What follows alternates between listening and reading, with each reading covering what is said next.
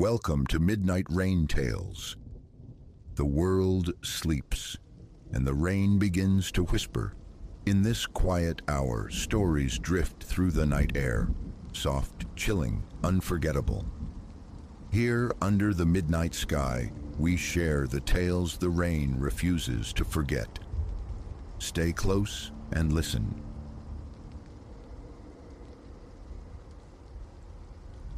A caustic perfume, burnt rubber and despair assaulted the air as my old sedan, the Vesper, sighed a final steamy plume from beneath its weary hood. My forehead collapsed against the steering wheel.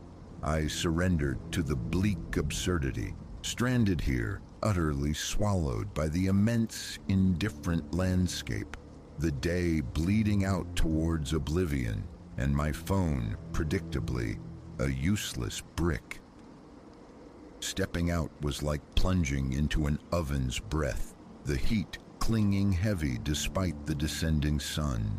The asphalt ribboned away into the shimmering distance, a mirage mocking the desolation. Silence reigned, vast and profound. Habit, not hope, compelled me to lift the hood. A cryptic tangle of hoses and wires, hieroglyphs of mechanical failure, utterly inscrutable. Just as frustration threatened to make me hurl the phone into the scrub, a flicker disturbed the horizon. A distant mote resolved into motion, swelling rapidly. Salvation. Relief surged, a cool wave against the heat. I flung my arms skyward, a frantic semaphore against the dying light. An aging estate car, lumbering closer, slowed, then cruelly began to accelerate again. A woman's face, tight as a knot, flickered past in profile, eyes fixed resolutely ahead, refusing connection. "Wait!" The shout was futile, instantly devoured by the vastness as the car dwindled back into a speck. Panic began its insidious crawl, cold tendrils tightening in my chest. Dusk painted the heavens in magnificent, agonizing hues of fire and bruise, a spectacle wasted on my rising dread. Pacing became a frantic cage beside the Vesper's cooling corpse. Walk into that encroaching void towards an unknown distance, sleep here, exposed and vulnerable, as I wrestled with the grim lack of options. Twin stars bloomed again on the far horizon. Headlights, a second chance. This time, I wouldn't be ignored. I planted myself squarely in the lane, arms a windmill of desperation. A weathered pickup truck, its headlights slicing the deepening gloom, responded, slowing, then easing onto the gravel verge, some yards behind my derelict Vesper. From the driver's side emerged a figure lean and weathered, perhaps 50 years etched onto him. His hair a tweed of dark and gray beneath a neatly trimmed beard. He ambled closer, his expression unreadable in the twilight. A bit of bother. His voice was gravelly but calm. I nodded, suddenly abashed by my roadside theatrics. She just gave up the ghost, completely dead. Hoped maybe you had service, mine's got nothing. He produced a cell phone, glanced at its screen, and shook his head with a sigh. Dead zone out here, afraid so. His gaze shifted past me to the Vesper's exposed innards. Mind if I have a peek? Please, I gestured, stepping aside. Fair warning, it's all Greek to me. A low chuckle rumbled in his chest, surprisingly reassuring. Seen worse breakdowns. Name's Silas, by the way. Ilara, I replied, watching as he bent to the engine, fingers probing components with a quiet, practiced competence. After a few moments punctuated by thoughtful grunts and murmurs, he straightened, wiping grease from his hands onto his denim jeans. "Well," he announced, "she's not terminal. That's the upside. Downside is she needs more than roadside first aid. Can't fix this here." Hope, briefly kindled, plummeted. "So now what?" Silas stroked his beard, considering. "Look, nearest town's maybe 30 miles on. Hapstead. Got a decent garage there. Old Henderson can probably sort you come morning. I can run you up, heading that way anyhow." A pause stretched taut between us. Every primal warning shrieked. Stranger, danger, middle of nowhere. Yet, remaining here, adrift in the encroaching night, felt like its own distinct peril. He must have read the conflict warring on my face. "I get it," he said, his voice softening perceptibly. "Seems risky, a stranger offering a lift out here, but cross my heart, I'm just a guy heading home. Got a girl near your age myself. I'd pray someone would give her a hand if she was stuck like this." His eyes held a flicker of what seemed like genuine sincerity, or perhaps I merely willed myself to see it there. What alternative truly shimmered in the deepening twilight? "Okay." The word felt brittle, fragile as I released it. "Okay, Silas, thank you. I really appreciate it." Relief smoothed his features. "Right then. Sensible choice. Grab your things." I retrieved my backpack from the passenger seat, locked the Vesper, a futile gesture against the wilderness, and followed him to the idling pickup. Climbing into the passenger cab felt like stepping off a cliff edge, trusting the unseen currents below. We merged back onto the asphalt river, my poor Vesper dissolving into the darkness in the rearview mirror until it vanished entirely. The cab held a heavy quiet, punctuated only by the engine's steady drone and the radio's static-laced searching as Silas fiddled with the tuner before giving up. So," he broke the stillness eventually, "what pilgrimage brings you down this lonely stretch, Alara? Not exactly tourist country."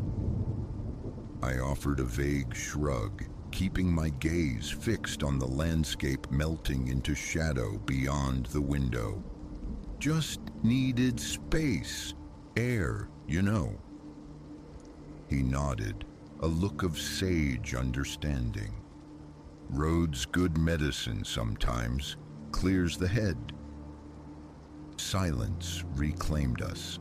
Against my better judgment, against the persistent thrum of unease, a fragile ease began to settle in. His calm demeanor was strangely soothing. Darkness clamped down fully, absolute save for the headlight beams carving a relentless tunnel through the night. The highway's hypnotic rhythm lulled me, pulling my eyelids down like leaden weights. A gentle pressure on my arm startled me awake. "Alara, rise and shine, nearly there." I blinked, thick-headed, surfacing into disorientation. We weren't on the highway. The truck was bumping slowly down a rutted dirt track, heading towards a cluster of skeletal structures silhouetted against the lesser dark of the star-dusted sky. "This is Hapstead." My voice was thin, threaded with a newly sharp, insistent panic. This resembled no town I'd ever conceived of. more a forgotten homestead decaying into the earth. Silas was already climbing out. Just a bit further now. Thought we'd get the kinks out first, stretch our legs. Red flags waved violently behind my eyes. Wrong. This is wrong. All wrong. But trapped, miles from anywhere, utterly reliant, I slid out numbly into the night. The air bit with a surprising chill, a stark contrast to the day's suffocating furnace. Silas stretched leisurely, his back towards me. My eyes darted frantically, scanning the desolate surroundings, seeking what?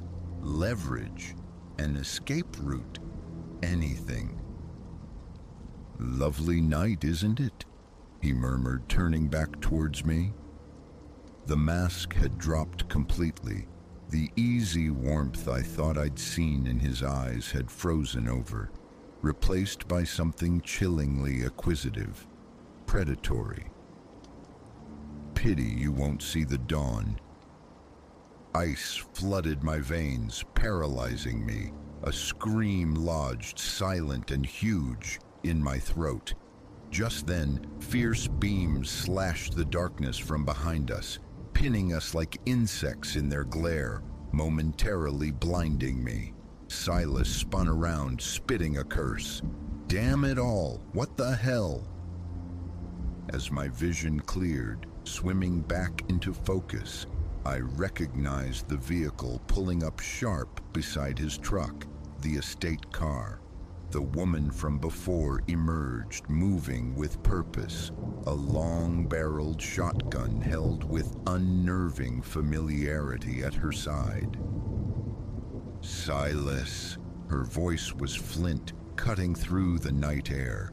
"Back off from her, now." His posture shifted instantly, the menace evaporating, replaced by a fawning, almost cringing deference. "Agnes, now hold on. It's not what it looks like at all." "Stow it," she cut him off sharply, her gaze unwavering. "I've had my eye on you for weeks, Silas. Knew that truck the second I saw it. You really thought I'd just drive on by, leave this poor girl for you?" While their venomous exchange held their focus, I scuttled backwards, heart hammering against my ribs like a trapped bird. This bizarre, terrifying tableau unfolding under the cold starlight. What was happening? Agnes flicked a sharp glance my way. "You all right, dear? He touched you?" I managed a frantic shake of my head, still unable to form words. "Good," she said curtly. "Now get in my car. We're going to Hapstead, the real Hapstead, and the law can have a long overdue word with Mr. Silas here." No second invitation was needed. I scrambled into Agnes's car, the worn vinyl cool beneath my trembling hands. Behind us, Silas's voice rose, pleading, making excuses, met only by Agnes's clipped, unsympathetic dismissals. As we pulled away, bumping back onto the dirt track and leaving him shrinking in the darkness beside his pickup truck. The dam of adrenaline finally broke. I sagged against the seat, shaking uncontrollably from head to toe. Agnes glanced across at me as we reached the highway and turned towards distant, genuine town lights. Her stern features eased slightly, lines of concern replacing the hardness. "You're safe now, dear. You're safe. Sorry I didn't pull over straight away back there. Had a nasty feeling about him, saw you stranded. Something told me to follow, hang back, be certain before I stepped in." I could only nod, my mind reeling, the near disaster echoing too loudly for coherent thought. Gratitude warred with residual terror, profound relief with the chilling memory of Silas's transformed eyes. How thin the line I'd unknowingly walked tonight. Agnes's vigilance, her quiet nerve, they had been my unforeseen salvation. As the scattered lights of actual civilization solidified ahead, a quiet, steely resolution formed within the chaos of my thoughts. The world held shadows like Silas, waiting in the lonely places, yes, but it also held unexpected flinty guardians like Agnes. Naivety was a luxury I could no longer afford. Caution would be my new constant companion. And maybe one day when the trembling stopped, I could find a way to repay the formidable courage shown to me on this desolate highway. For now, though, pulling up under the amber glow of the sheriff's station sign, breathing air that didn't taste of fear and imminent violence was enough. Being alive against the odds was everything.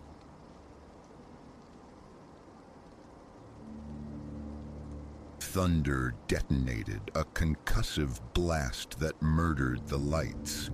Then, from the rain-lashed void beyond my threshold, my own voice clawed its way in, pleading for rescue. Solitude reigned in my house on Whisper Creek Lane when the heavens unleashed their fury at precisely 9:47 p.m. I'd glimpsed the crimson numerals on my bedside clock just as the world plunged into electrical silence. Utter blackness swallowed the room, punctuated only by jagged, ephemeral illuminations at the windows. I remained rooted in the living room armchair, the storm's symphony playing out, rain drumming a frantic rhythm on the shingles, wind keening through the ancient pines. Familiar orchestrations, these, known intimately across 15 years in this dwelling. But then, a dissonance. "Help! Please, is anyone there?" The cry emanated from the yard, perhaps 20 feet shy of my front door, and it was my voice, not merely similar, an identical echo. The precise timbre, the cadence, the inflections I recognized from reluctant listens to my own recorded messages. My fingers clenched the chair's arm, the worn leather cool and suddenly slick beneath my palm.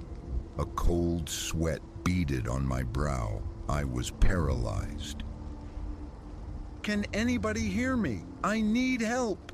it implored again, closer now, the words slicing unnervingly through the tempest's roar. My hand fumbled for the phone resting on the end table. Its screen flared briefly, predictably displaying no service. The towers out here always surrendered in these squalls. Another thunderclap, closer this time, jolted me, my heart hammering a frantic tattoo against my ribs, each pulse echoing in my throat. The voice sounded again, immediate, just outside the wood and paint separating me from the maelstrom. "Please, I'm injured. Open the door." My legs, suddenly unreliable, quaked as I pushed myself upright. Floorboards groaned their ancient protest beneath my weight. 3 hesitant steps carried me toward the entrance before inertia reclaimed me. Who's there? The question fractured as it left my lips, my own true voice thin and pitched unnaturally high. Only the storm answered, a cacophony of wind and water. Retreating to the kitchen, my hands trembled violently as I yanked open the utility drawer beside the sink. Fingers closed around the reassuring heft of a heavy-duty flashlight, and the familiar rubberized grip of the hunting knife kept within. Weapon secured in my right hand, I returned to the foyer. Breath hitched, shallow and rapid.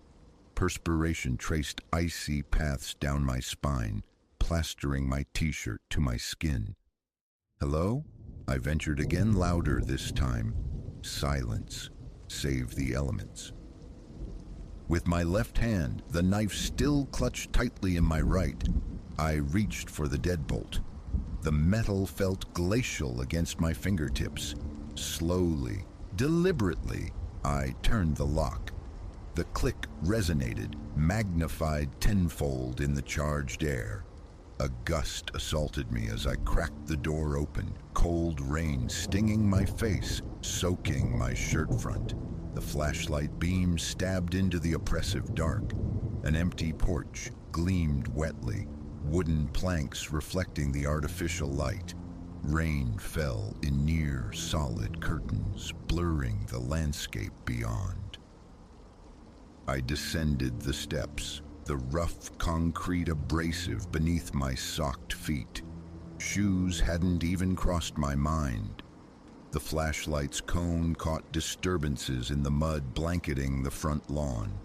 Impressions, footprints. They marched from the direction of the lane toward my door, halting abruptly, perhaps 10 feet from the porch, as if their maker had simply ceased to exist mid-stride. A vice tightened around my chest. Each inhalation felt like breathing fire. I swept the beam left, right, illuminating only the relentless downpour. Drawn by a morbid gravity, I stepped off the porch. Mud instantly claimed my feet, cold water seeping through the cotton. The prints were deep, undeniably those of an adult male, roughly my own size. Closer inspection revealed a tread pattern disturbingly identical to my work boots, the very pair resting near the door behind me. I traced the path backward toward the lane. The tracks originated at the property line, emerging from the sodden grass. Nothing marked the asphalt itself. Headlights sliced through the deluge as a car sped past. A momentary intrusion of the ordinary. I blinked against the glare. When my gaze returned to the ground, the mud was smooth, unblemished, as though the footprints had been a hallucination, sculpted from rain and shadow. Panic seized me. I scrambled back toward the house, feet sliding treacherously in the mire. I stumbled, catching myself on mud-slicked hands, the knife blade biting harmlessly into the earth beside my palm. Inside, door slammed, bolt thrown. I leaned heavily against the solid wood, gasping for air, water pooling around me on the floorboards. Abruptly, with a low hum, the power surged back. Lights flickered, steadied. The television in the living room resurrected, resuming some forgotten late-night program I had left murmuring for company. In the bathroom, I shed the sodden clothes. My reflection stared back, pallid, eyes haunted by shadows that hadn't been there hours before. A scalding shower, dry clothes, rationality strained to assert itself. Stress, exhaustion, tricks of a storm-addled mind. Yet the memory of the voice, the phantom footprints, remained indelible. I dialed the local constabulary, reported a prowler, carefully omitting the unnerving specifics of the voice, the vanishing tracks. A dispatcher promised a patrol car would cruise by. I settled back in the living room, every light blazing, the hunting knife resting on the coffee table, a cold talisman. Outside, the storm raged on. At the stroke of midnight, the house plunged back into darkness, and in the sudden, breathless quiet between thunderclaps, I heard them, footsteps on the porch, squelching waterlogged treads on wood. Then my voice, intimate, chillingly close to the door. "Let me in, please.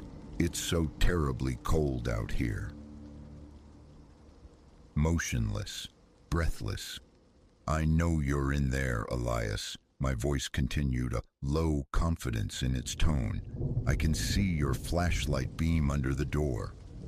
But the flashlight lay inert beside me, its lens dark. A sound followed, a dry, scraping cadence against the wood, like fingernails seeking purchase. "You have to let me in." The voice had shifted. Still mine, fundamentally, yet subtly altered. Deeper, resonant with an unsettling hollowness. "You understand, don't you? You'll let me in eventually." My phone, clutched again, remained useless. Dead screen, dead signal. The scraping persisted, rhythmic, insistent. "I'll wait," the voice outside murmured, devoid of impatience. "I possess an abundance of time now. Days, weeks, millennia. It's all the same to me." The scratching ceased. Footsteps retreated, descended the stairs, faded into the sucking mud. I sat sentinel through the long hours until the storm finally relented around 4. Dawn brought with it the return of electricity. A cautious inspection of the porch and yard revealed nothing. No footprints marred the mud. No scratches defiled the door. Only the usual aftermath of a tempest. I called work, fabricating illness. The day was consumed by frantic activity, installing security cameras, motion-activated floodlights, reinforcing the doors with new, formidable locks. Night descended, and true to forecast, another storm gathered. The power died on cue, and from the enveloping darkness my voice returned, calling my name. It's become a nightly ritual since, always precipitated by storms, always my voice, always drawing nearer. The scratching endures longer each time. Last night it persisted for hours, punctuated by the sickening sound of splintering wood. The police offer no solace now. Their repeated visits yielded nothing, cementing their belief in my instability. Perhaps they're right. Yet I know what assaults my ears, what I glimpse in the stark, momentary glare of lightning. A silhouette in the yard. My height, my build, impossibly my face. But vacant. Wrong. Meteorologists predict another tempest tonight, fiercer than all its predecessors, a generational event. I write this now as the bruised clouds converge overhead. Distant thunder rumbles, a steadily approaching drumbeat. The power just stuttered. My hands tremble so violently the words blur. The first fat drops of rain begin to spatter the roof. The wind rises, a mournful prelude. The lights extinguish, thunder cracks, a deafening report directly above. Footsteps squelch in the mud. Advancing, my voice cries out, triumphant, terrible. "Elias, I'm here, let me in. It's time." The front door groans, wood fibers screaming as they tear. I must move, must conceal myself. But a chilling certainty settles deep in my bones. It changes nothing. There's no escaping yourself when you finally come knocking.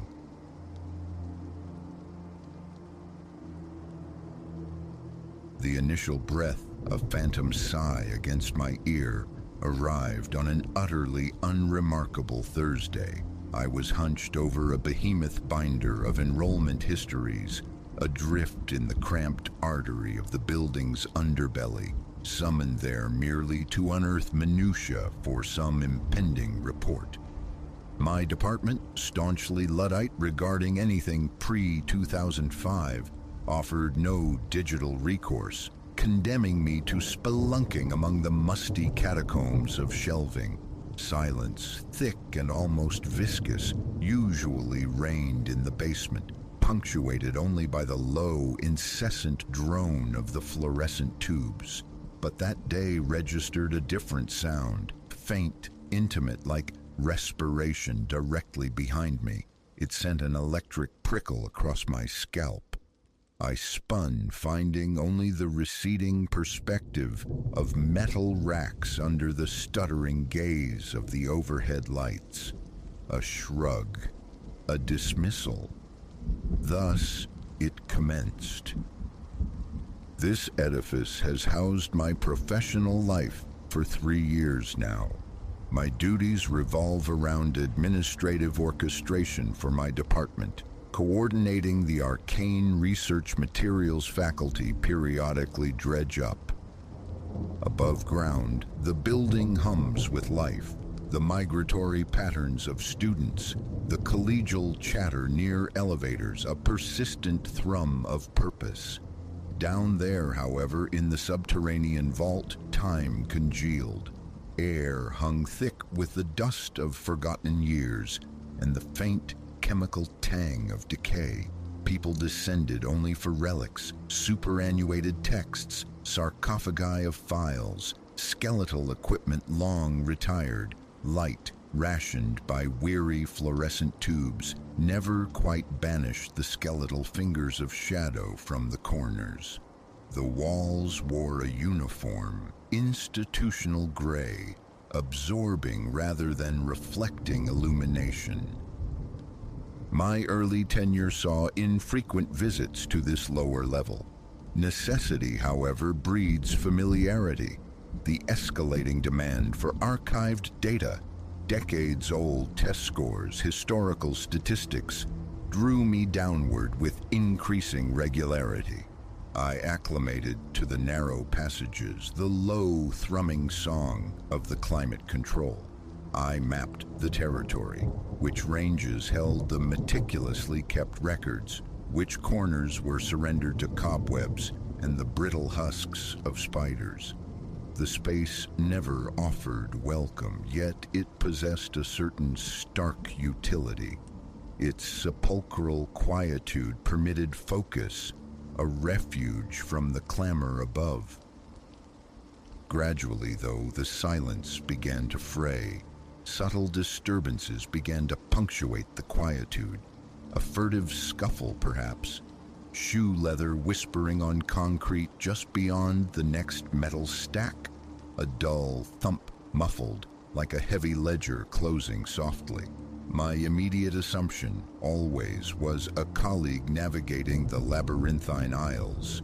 "Hello?" I'd call out, voice oddly loud in the stillness.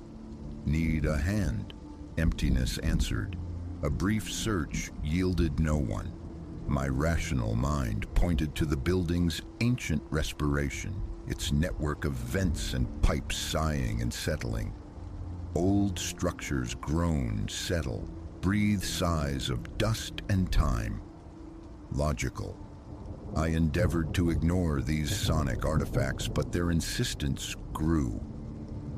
One afternoon, engrossed in scanning a dense folder brimming with transcripts from the 90s, the light directly above performed its customary flicker, but this time a swift, amorphous darkness slid across the grimy floor near the aisle's end. A fleeting shape glimpsed only at the periphery. My gaze snapped towards it, emptiness. Yet a glacial coldness bloomed on my skin, independent of the ambient temperature. My heart executed a frantic little drum solo against my ribs. Tricks of the light, I admonished myself. Optical illusions born of dimness and fatigue. Weeks dissolved. Then came the voice. Low, sibilant. It wasn't quite my name, Alara, but a stretched, distorted syllable of it, breathed out like smoke. Ella. I pivoted, heart slamming against ribs, a jolt running through me. Void. I scanned the corridor, paced its length, peered behind a looming metal cabinet. Nothing. A clammy dampness slicked my palms. A band seemed to tighten around my chest. Explanation scrambled in my head. A prankster colleague whispering my name from concealment. The motive felt thin, the execution pointlessly cruel. I ascended from the basement that day, swathed in a profound unease. Sleep offered little respite that night, the disembodied whisper replaying itself. A needle stuck in the groove of memory. It was nothing, I chanted internally, a mantra against the encroaching dread. Morning brought the familiar rituals, filing, emailing, printing charts for a professor. Around 3, the inevitable summons arrived. Locate old personnel files. Reluctance warred with duty. I armed myself with a heavy-duty flashlight. The basement lights often waned further as the day progressed. Reaching the sub-basement landing, I inhaled deeply, a conscious effort. In, find, out. Simple. I navigated the main corridor, eyes scanning shelf labels. Locating the correct section, my fingers closed around the target file on an upper shelf. Precisely then, the overhead light didn't just flicker, it surrendered, plunging the corridor into absolute suffocating blackness. And in that void, warm and moist, a distinct breath feathered against my cheek. Instantaneous, intimate. The light snapped back on, blindingly. I recoiled, stumbling back from the shelf. My flashlight struck the concrete floor with a sharp clatter. Retrieving it, my hand trembled uncontrollably. I am not easily unnerved. Late hours spent in other campus buildings have never induced such reactions. But that breath, it possessed a chilling verisimilitude, a warmth I could almost still feel. My pulse hammered, a frantic bird trapped in my throat, which had gone bone dry. A frantic scan revealed empty corridors stretching into gloom in both directions. Only the distant mechanical sigh of the air conditioning broke the silence. Forcing myself back to the task, I snatched the required documents, clutched them fiercely under one arm, and scuttled towards the stairs. The entire retreat, I felt it, an insistent tingling at the base of my skull, the unmistakable sensation of being closely observed. That evening, the thought of reporting this to administration, even just to a coworker, surfaced, only to be submerged by embarrassment. What proof existed? Sensations, sounds, failing lights, vague anxieties, the fear of being perceived as unstable or worse, neglectful of my duties, silenced me. The whispers persisted, evolving over the ensuing months, sometimes mere indistinct murmurs like solitary mutterings from behind a nearby stack. Other times, a half-articulated syllable breathed just over my shoulder, its meaning forever elusive. Each occurrence prompted the same panicked pirouette, the flashlight beam slicing through empty, dust-mote-filled air.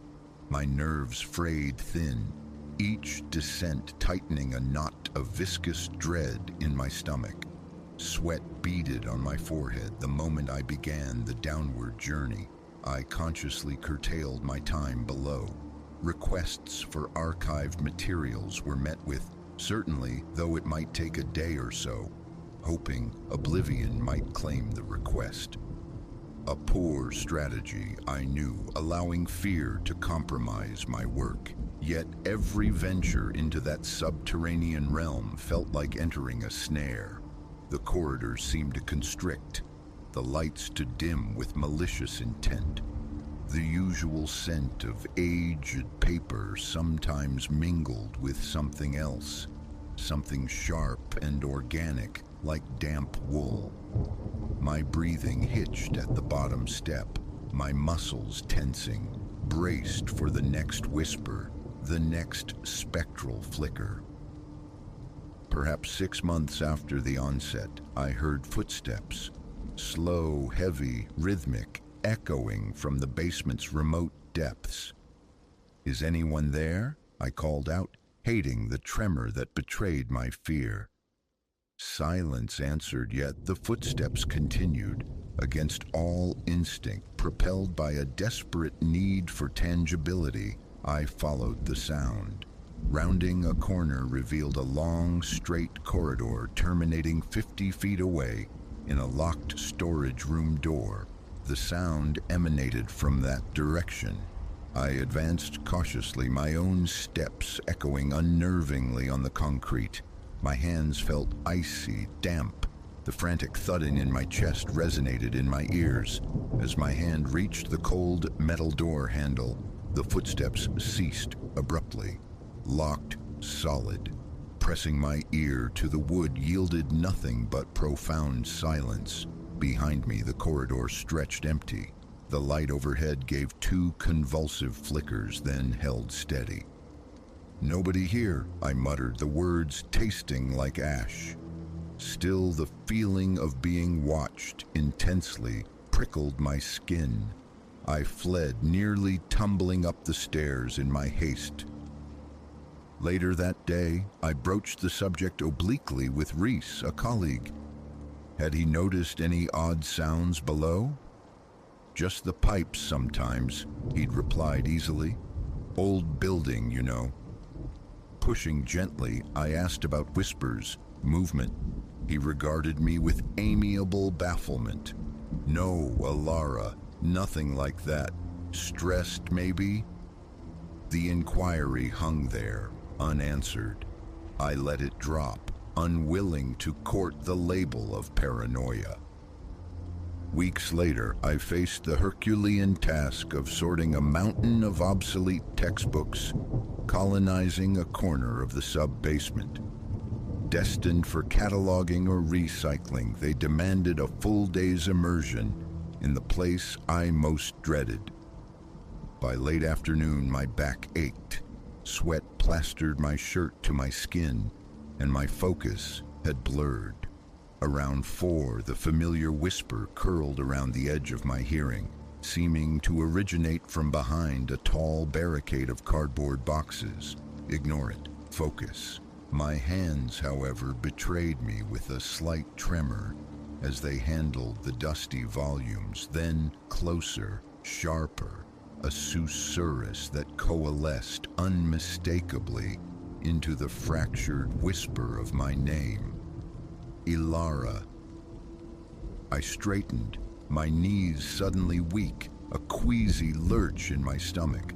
I took a hesitant step towards the boxes. The light above spasmed.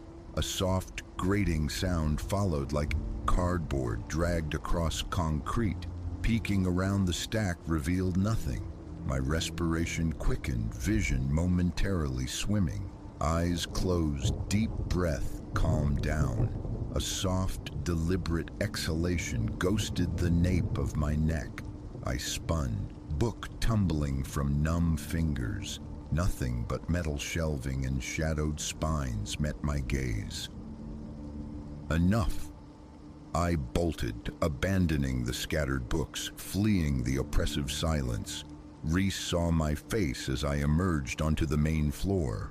"All right, Alara, you look like you've seen a ghost." A weak nod, a mumbled excuse about needing air. In the restroom, cold water splashed on my face did little to slow the frantic rhythm of my heart. At that juncture, the certainty solidified. Something was profoundly wrong down there. A campaign of avoidance commenced. The sub-basement became hostile territory, ventured into only under duress, with maximum expediency. Professor requests met protracted delays. Pleas for retrieval were deflected, or occasionally, I'd manage to conscript a colleague, though their tolerance for the grim atmosphere was invariably brief, leaving me alone once more in the charged silence. Reporting it remains unthinkable. Explaining whispers and phantom breath in a locked, deserted space feels like confessing to delusion. Part of me craves investigation, maintenance crews probing for rational explanations, faulty vents, hidden speakers. Another larger part fears the outcome, an inspection yielding nothing, confirming their suspicions about my stability. So I exist in this precarious balance, caught between professional duty and primal self-preservation. Quitting isn't feasible. Denying the terror that grips me each time I descend those stairs is impossible. Rationalizations surface. The ventilation, acoustics, my own stress. Flimsy shields against a persistent dread. The possibility of an intruder seems remote. No signs of forced entry, never a tangible trace left behind.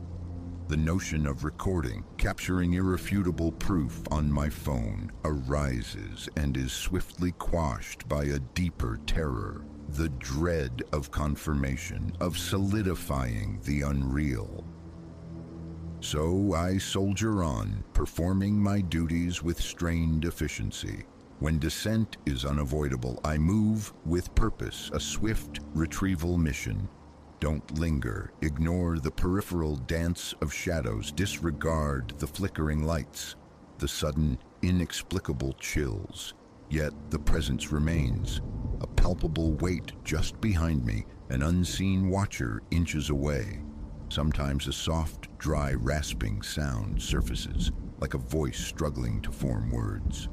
Is it calling me, or merely echoing the building's secret sighs? Its intent remains opaque, benign presence or nascent threat. The ambiguity is a torment. Each ascent from the basement brings a flood of relief, so potent my legs feel like jelly, my shirt clinging damply to my back. This secret festers, held close for months. What action to take remains unclear. File a report? Unexplained acoustic phenomena, sub-basement level. The bureaucratic indifference feels almost certain, so I remain silent, offering only casual remarks about the basement's creepiness or mustiness to coworkers. They concur readily enough, but their agreement lacks the sharp edge of genuine fear. They don't feel what I feel. For now, solitude below is minimized. If the whisper comes, I feign deafness. I keep my thoughts tethered firmly to the mundane. It's just an old building, I tell myself. Flawed architecture, poor lighting. Yet deep down, a cold certainty persists. Something else resides among those shelves. I feel its gaze every time I pass. How much longer can the pretense hold? The next whisper might shatter my resolve, send me fleeing upstairs to confess all. Or perhaps I'll simply gather my belongings, refusing ever to return to that lower level. The decision hangs suspended, but daily the tension ratchets tighter. A fault line runs beneath the surface of my composure. Sooner or later, something, inevitably, must fracture, and I am terrified of the fallout when it does.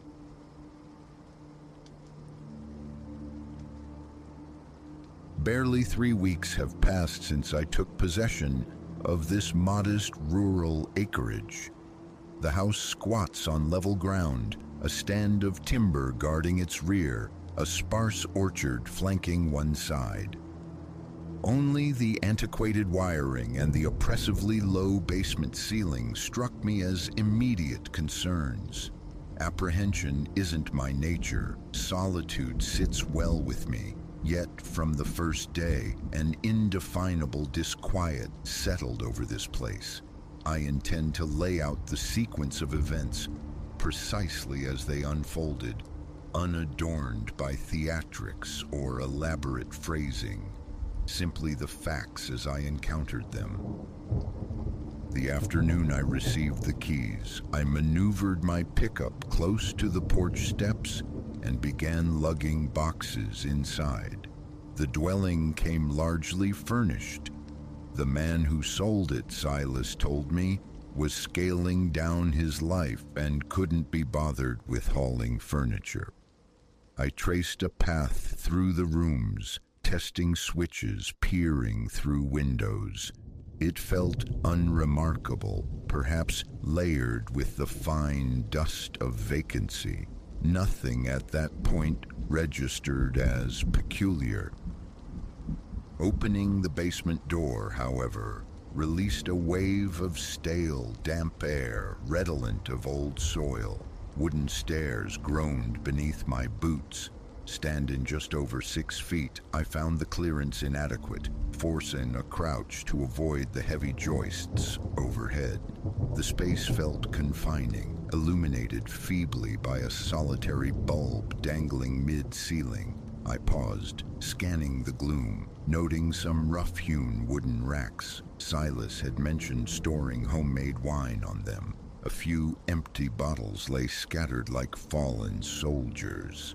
The oppressive stuffiness drove me back upstairs quickly, seeking untainted air. The ensuing days were a blur of settling in.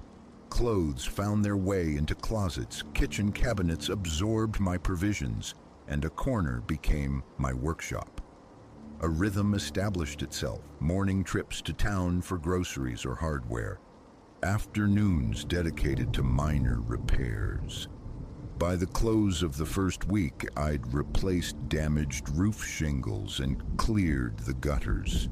Normalcy reigned until the second weekend. That Saturday, I resolved to tackle the basement clutter. The racks were a jumble of old tins, bottles, and corroded tools. Around noon, I descended, switched on the dim bulb, and started sorting. It was then I experienced the first anomaly. Kneeling, transferring empty bottles into a crate, I registered what sounded distinctly like a slow exhalation just behind me. Faint, yes, but unmistakably breath. My own respiration was even, the work being methodical, not strenuous. This sound was alien, a deliberate, unhurried sigh. I froze, turning my head slowly. Nothing. Yet the hairs on my nape prickled, a knot tightening in my gut. Old wood contracting, perhaps. A draft through some unseen foundation fissure? I forced myself back to the task, though my gaze kept flicking over my shoulder. The sound did not repeat that day. Sleep came easily that night, though I woke earlier than usual the following morning to profound silence. Coffee mug in hand, I ambled through the quiet rooms. Nothing amiss. New houses, especially older ones, often harbor strange sensations, I reasoned, even attempting a dismissive chuckle. Nevertheless, a resolution formed: avoid the basement unless absolutely necessary. Several days later, another peculiarity surfaced. I'd ventured downstairs again, needing to inspect the foundation walls for signs of moisture seepage. Playing my flashlight beam across the concrete, I discovered 3 vertical scratches etched into the whitewash. They were spaced like claw marks, roughly at shoulder height. Each score looked deliberate, as if something sharp had been purposefully dragged across the surface, too defined for accidental scuffs. Running a fingertip along the grooves sent a chill through me. I stood motionless, wrestling with logic. Had Silas done this moving heavy items? An accidental scrape with a tool? But the repetition suggested intent. A wider search revealed no other significant damage. I retreated upstairs, the image of those marks stubbornly resisting dismissal. That night, sleep fractured around 3 a.m. My bedroom sits far from the main living area, above solid ground, not the basement. The hardwood floors occasionally creak with temperature shifts, a familiar sound. This was different, a steady, rhythmic thud, thud, thud, like footsteps traversing the space directly beneath me. The basement extends under most of the house. Sound could conceivably travel upwards. Sitting bolt upright, I held my breath, straining to identify the source. Too heavy for raccoons or opossums. The slow, deliberate pacing continued for perhaps half a minute, then ceased abruptly. My heart hammered against my ribs. My palms grew slick. I slipped from bed, pulled on trousers, and retrieved a heavy flashlight. The house lay steeped in darkness. Down the hall, I flicked on the kitchen light. No disturbance visible.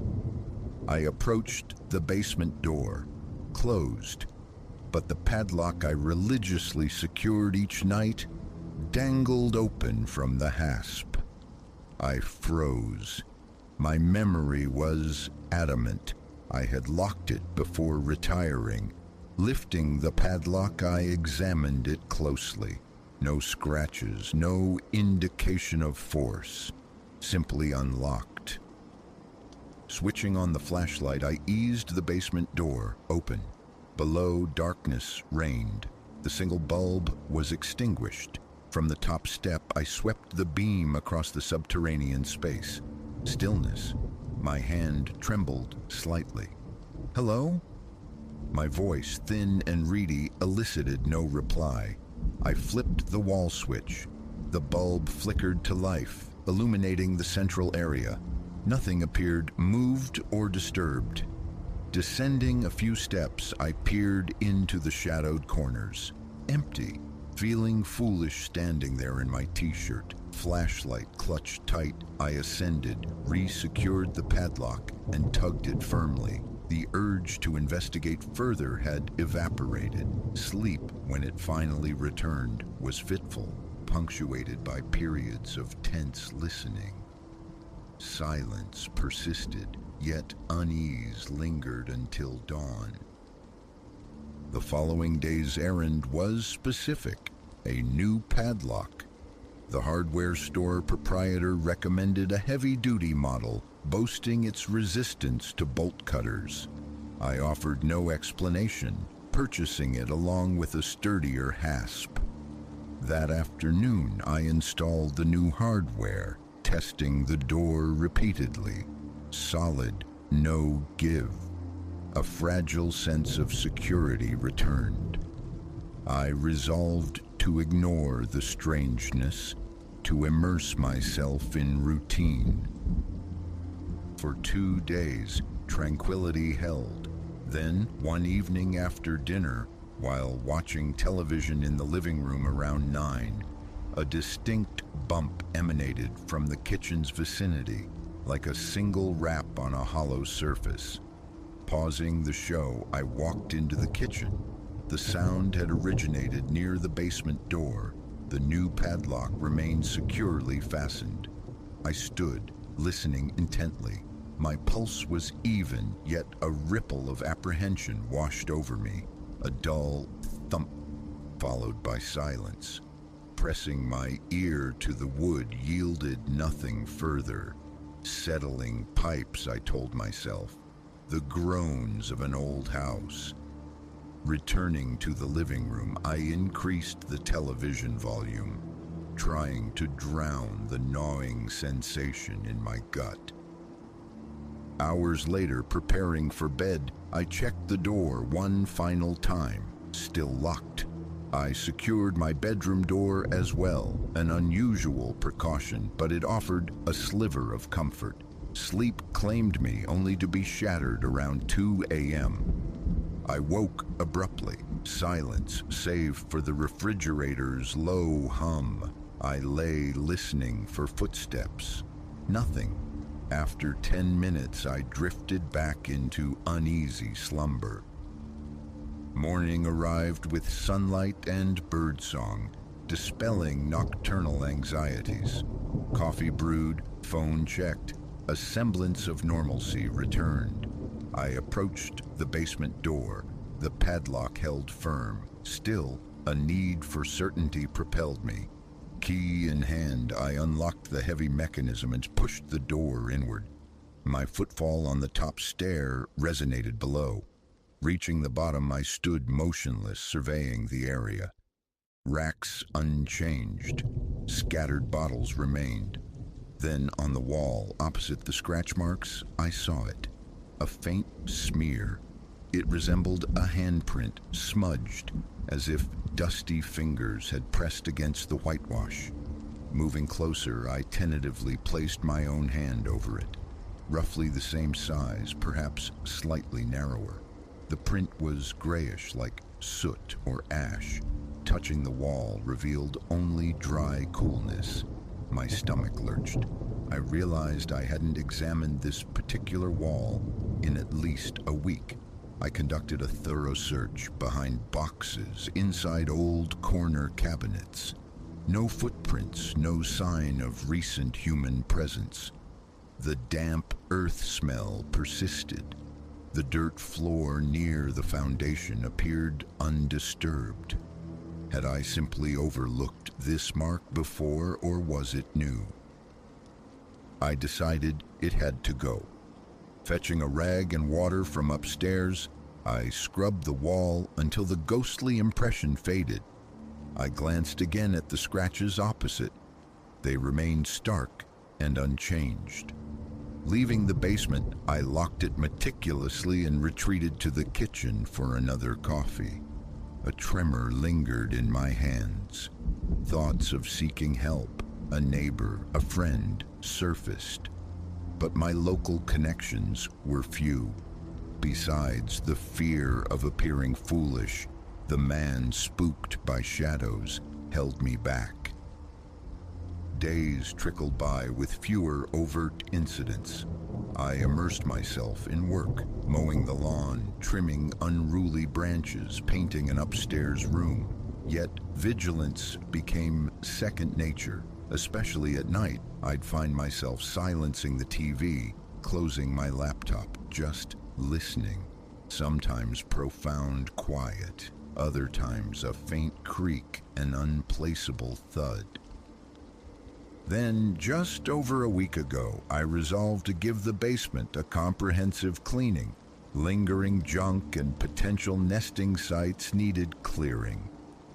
Armed with a shop vacuum, heavy-duty trash bags, and a portable work light, I descended around 10 that morning. I vacuumed thick cobwebs from corners, swept up decades of accumulated grime. 2 large bags filled quickly with broken glass, decaying rags, and wood fragments. Throughout the process, an insistent urge to look behind me persisted. It felt precisely as if someone stood inches away, their breath stirring the air at my neck. Constant glances over my shoulder revealed only empty space. My shoulders ached with tension, my scalp tingled. My heartbeat, though steady, felt amplified, the distinct rhythm of being watched. At one point, I shut off the vacuum and simply stood, listening. Only my own breathing disturbed the silence. "Is someone here?" I whispered. Nothing. I fought for composure, reminding myself of the cramped space, the lack of hiding places. Finishing the task, I hauled the trash bags upstairs and secured the door, locking it as always. The remainder of the day passed under a pall of unease. That night, sleep came around 11. I jolted awake near 4 a.m. to the unmistakable sound of footsteps below. Louder this time, more defined, slow, deliberate treads.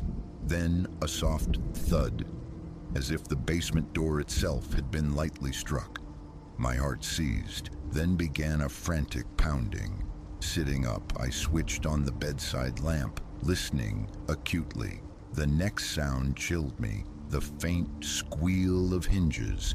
It sounded exactly like the basement door swinging open. Sliding out of bed with utmost stealth, heart hammering, I retrieved a baseball bat from the closet.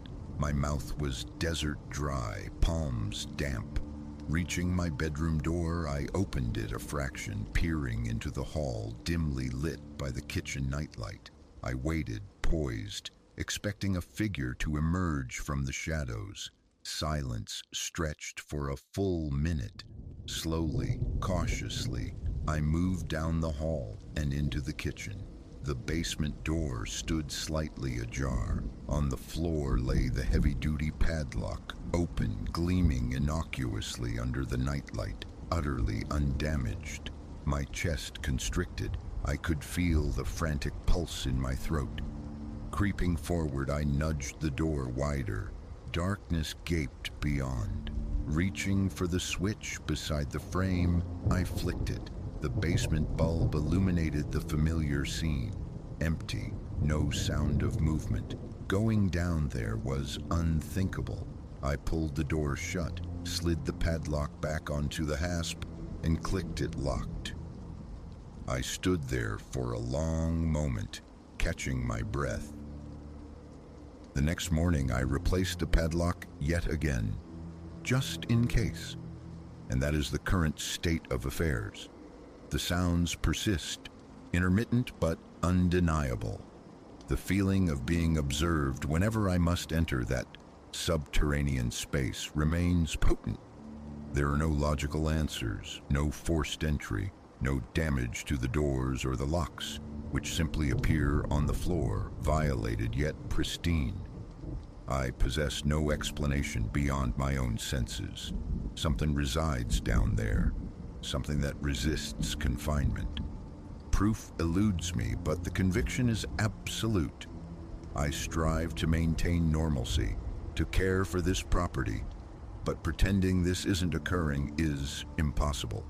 It is my reality.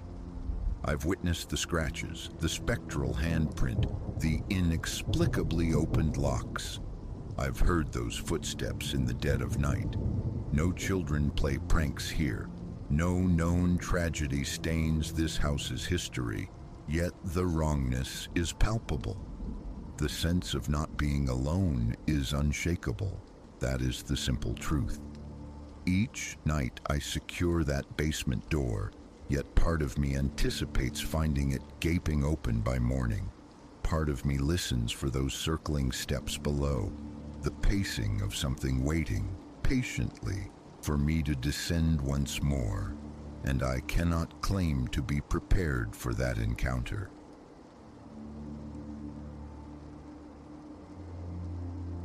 The city blinked out.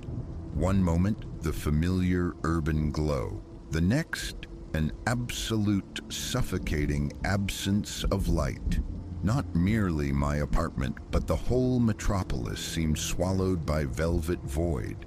Even as my fingers scrabbled blindly within the bedside drawer for the cylinder of a torch, a different sound sliced through the sudden stillness. The dry, insistent rasp of metal worrying the lock of my front door. In that heartbeat, the vast, darkened city contracted to the terrifying intimacy of the space between me and that threshold. The power outage I grasped with a sickening lurch was the overture, not the main event. I stood transfixed, a statue carved from sudden dread, my hand still questing for the torch I knew resided somewhere amidst the clutter. The scraping persisted, escalating, a rhythm of violation against the wood. My pulse hammered a frantic tattoo against my ribs. So thunderous I felt certain its beat must carry through the floorboards, betraying me to the presence on the other side. At last, cold metal met my searching fingertips. The torch. I dared not ignite its beam, fearing the sudden flare would pinpoint me like stage lighting. Instead, I hugged it to my chest, a meager talisman against the encroaching unknown. My thoughts a frantic scramble for sanctuary. This place, my supposed haven, was little more than a box. A studio where bed, kitchenette, and minuscule bath huddled together. Few corners offered concealment, fewer still promised escape. The solitary window offered only a sheer 6-story plunge to the indifferent street. Trapped. The scraping ceased. A faint, oiled click echoed, colder than any ice, sinking straight into my marrow. They were inside. Hinges groaned a reluctant complaint as the door swung inward. Footfalls, measured and deliberate, invaded my sanctuary. I ceased breathing, melting myself into the wall beside the bed, willing the profound darkness to be an impenetrable shroud.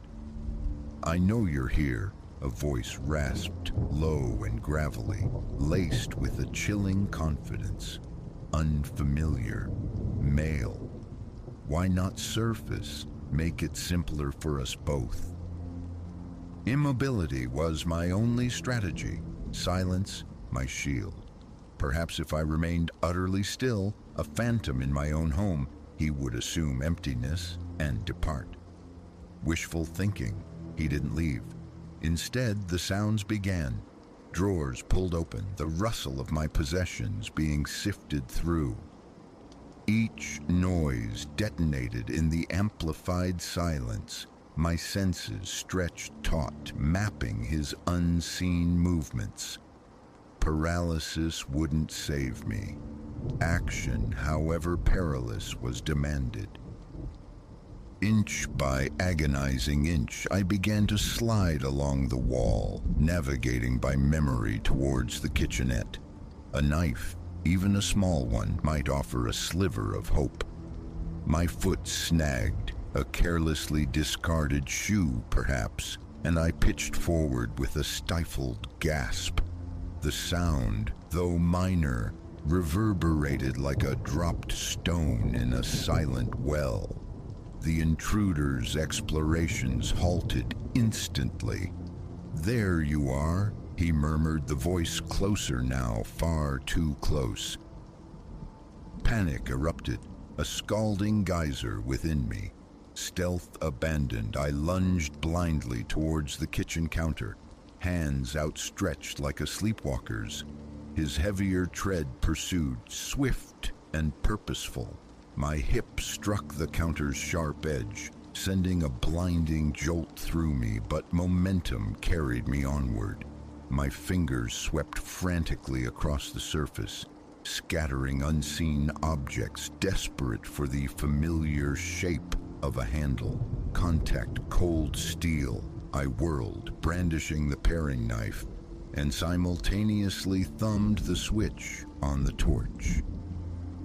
Its beam lanced the blackness, pinning a visage destined to populate my nightmares.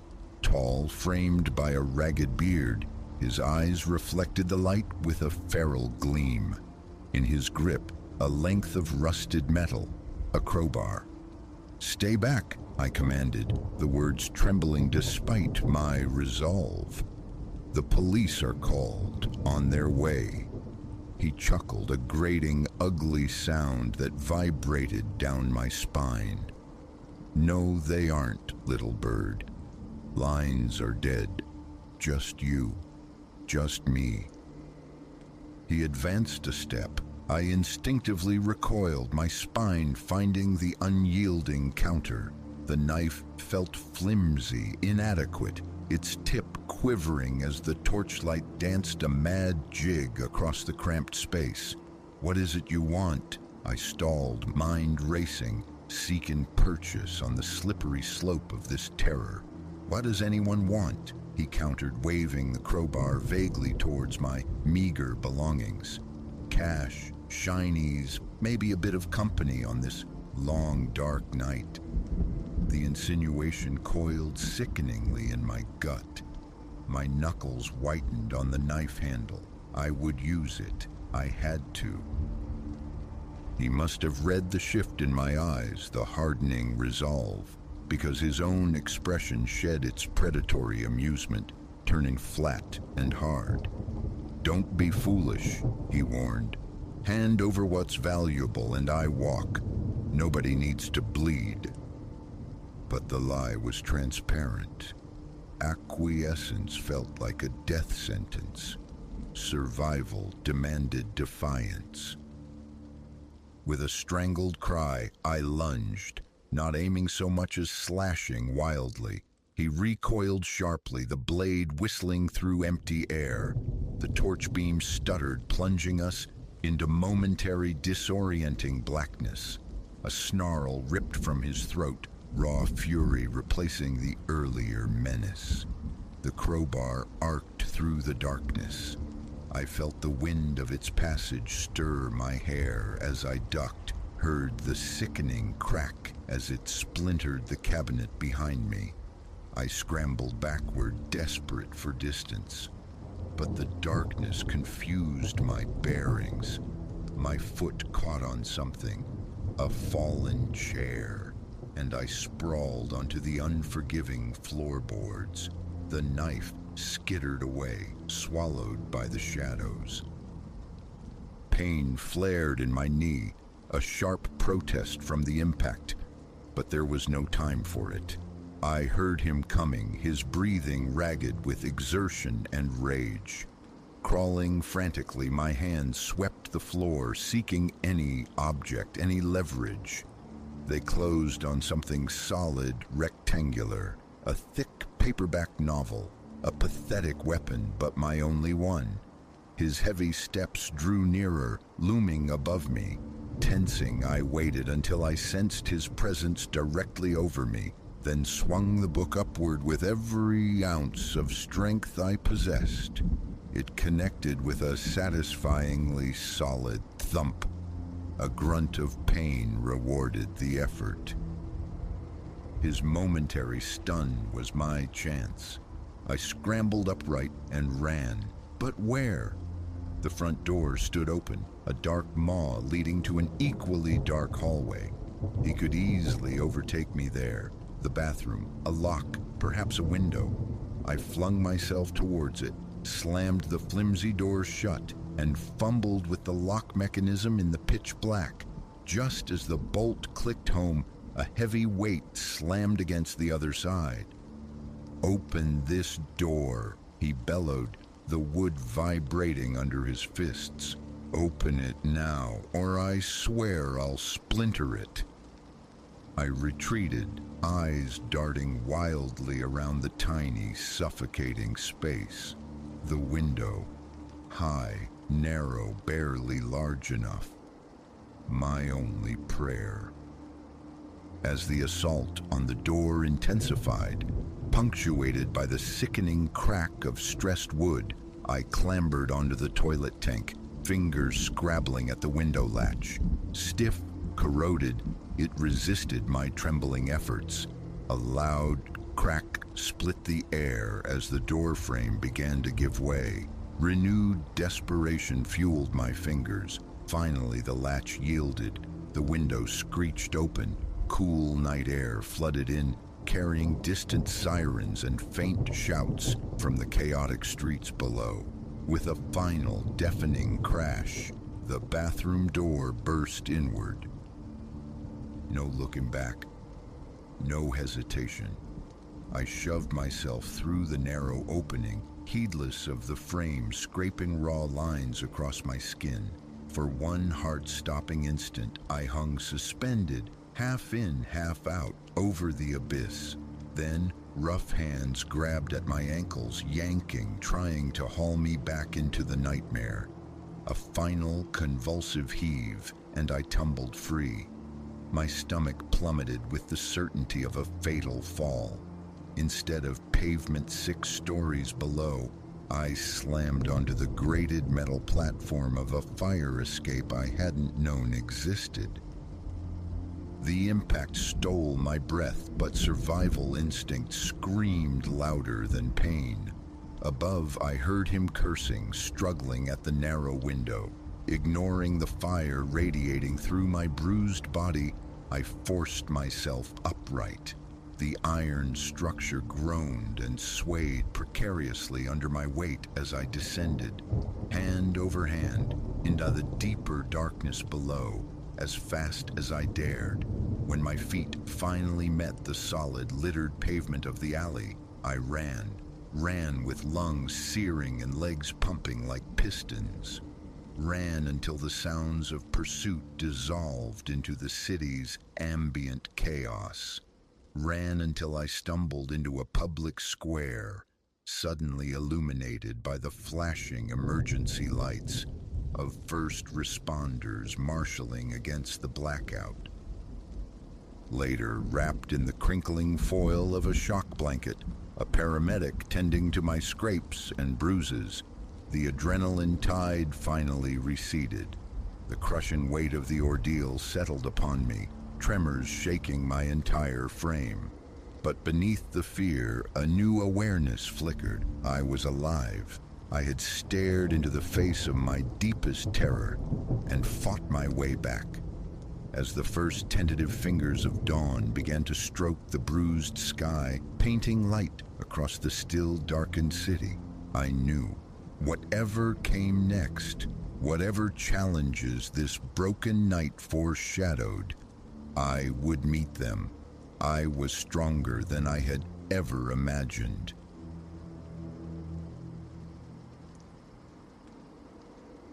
The cone of Elias's torch, a nervous blade of light, dissected the cavernous dark of the warehouse. Years he had walked these concrete floors, a sentinel in this cathedral of forgotten commerce, yet nothing had seasoned him for the secret nesting in its heart. Deeper he pushed into the oppressive stillness, unaware his familiar nocturnal rhythm was about to shatter into a desperate improvisation for survival. Midnight had chimed, leaving the warehouse steeped in a silence so profound it felt solid. Only the whisper of Elias's boots on grit and the groan of settling girders disturbed the void.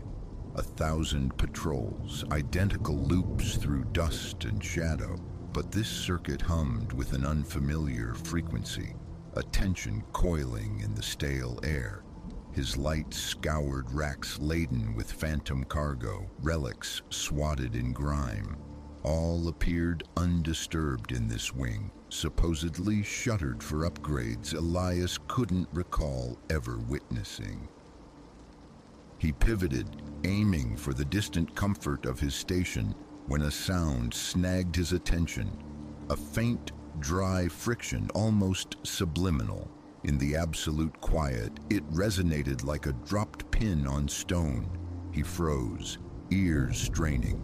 Again, the hushed drag of weight across the floor. His pulse quickened. Vagrants had breached the perimeter before, seeking refuge. But this section, supposedly impenetrable. How? Protocol screamed for the radio for backup, but a deeper, more dangerous curiosity tugged him forward. He had to see. With deliberate stealth, Elias navigated toward the disturbance, emanating from behind a formidable barricade of skeletal crates against the far wall. Closer now, he deciphered murmurs, urgent and low-pitched. He eased around the final crate, his light sweeping forward. The air punched from his lungs in a gasp that echoed, betraying him. There, illuminated in the stark beam, huddled within a fragile sanctuary of salvaged materials, were perhaps a dozen souls, men, women, the small forms of children nestled amongst them. They blinked against the sudden glare, faces a mosaic of apprehension and weary defiance. "Please," breathed a woman, Lena, her voice a threadbare whisper. "Don't send us away, please." Elias stood locked in place, the torch heavy in his hand. This transcended a few drifters escaping the cold. This was a hidden colony, breathing silently within the warehouse's vast rib cage. How? How long? The question felt clumsy on his tongue. He dipped the light, softening its intrusion. An older man, Silas, his beard a tangle of gray, met his gaze. "Months," he answered, the word sharp with bitterness. "Since they sealed this place for their renovations. Nowhere else. The shelters overflow, the streets devour. This was all that remained." Elias's gaze drifted, absorbing the details of their precarious existence. Blankets strung like stage curtains offered slivers of privacy. A diminutive camp stove occupied a corner. A neat pile of books and worn toys hinted at attempts at normalcy. His thoughts spun. The sheer logistics of their concealment stunned him. More urgently, the question loomed. What now? "You can't remain," he heard himself say, the mandated words tasting like ash. "It's dangerous if the company discovers—" "We face worse out there," Lena cut in, her voice gaining a desperate strength. "We have children." As if summoned, a small boy peered from behind her legs, his eyes enormous pools of fright. A knot tightened in Elias's chest. He knew the procedure. Call dispatch. Have them cleared out. Fulfill his duty. Yet, staring into the faces before him, witnessing the fragile truce between despair and resilience in their eyes, the certainty fractured. He couldn't. "Right," he murmured, lowering his voice conspiratorially. "Okay, let me think." He paced a short, agitated path, fingers combing through his hair. Madness. Assisting them courted instant dismissal, possibly legal trouble. Reporting them felt like signing a death warrant. "All right," he said, halting, turning back to the expectant faces. "Listen, you stay, for now, but we need to be invisible." The next hour saw a collaborative effort. Crates were shifted, angles reconsidered, their enclave tucked deeper into the warehouse's blind spots. Elias pointed out the dead zones in the camera coverage. "I'm the only one patrolling this sector regularly," he explained, "but vigilance is paramount. Any unusual activity, vanish. Leave no sign by daybreak." They absorbed his instructions with fervent nods, their relief palpable. As Elias prepared to depart, Silas gripped his arm, his touch surprisingly firm. "Thank you," he rasped, emotion thickening his voice. "This means more than you know." Elias offered a curt nod, unable to trust his own voice. Returning to his station felt like crossing into a different reality. His mind churned. What had he initiated? What path lay ahead? The ensuing weeks became a tightrope walk over a chasm of discovery. Each night, his rounds included a clandestine check-in. He began smuggling necessities, tinned food, warmer blankets, a few paperbacks for the small ones, trifling offerings yet met with overwhelming gratitude. But the secrecy exacted its price. Every distant clang, every dancing shadow sent jolts of adrenaline through him. He lived perpetually on edge, haunted by the phantom footsteps of discovery. Then, inevitably, the phantom materialized. He was making his rounds, the familiar silence punctuated not by the hushed life behind the crates, but by loud, assured voices. Elias's blood turned to ice as he recognized one, Mr. Thorne, his supervisor. "I'm telling you, Davies, something's amiss in this wing.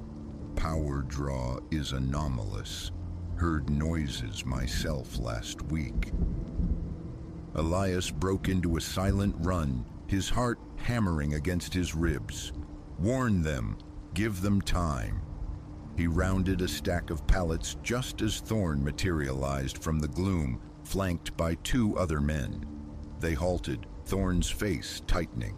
"Elias, what business have you got back here?" Suspicion laced the query. Elias's throat closed, explanations dissolving before they formed, when a distinct clatter, perhaps a dropped pot or a child's block, fractured the standoff. Thorne's eyes, sharp as flint, narrowed. "What was that?" he snapped, shouldering past Elias. "Sir, wait!" Elias pleaded, but Thorne was already advancing on the concealed alcove, his companions trailing like shadows. Elias watched, paralyzed, as they ripped aside the draped blankets, exposing the makeshift haven, revealing the stark terror on the faces of those huddled within. "Elias, what in God's name is this?" Thorne bellowed, whirling on him, face contorted. "Are you harboring trespassers? Do you comprehend the jeopardy you're in?" Elias stood numb, his mind a white void. He saw the raw fear mirrored in the eyes of the community, felt their fragile world imploding, and then something within him galvanized. "They aren't trespassers," he stated, his voice steadier than he felt. "They're people. People abandoned by the very systems meant to uphold them." He took a step forward, positioning himself deliberately between Thorne and the terrified group. "You want to know about the power draw? It's because children need light to read by. You heard noises. It's the sound of people trying to live." Thorne's face flushed a dangerous crimson, but Elias pressed on. "I broke regulations. I understand the consequences, likely my job, but I wouldn't change it because sometimes humanity outweighs employment."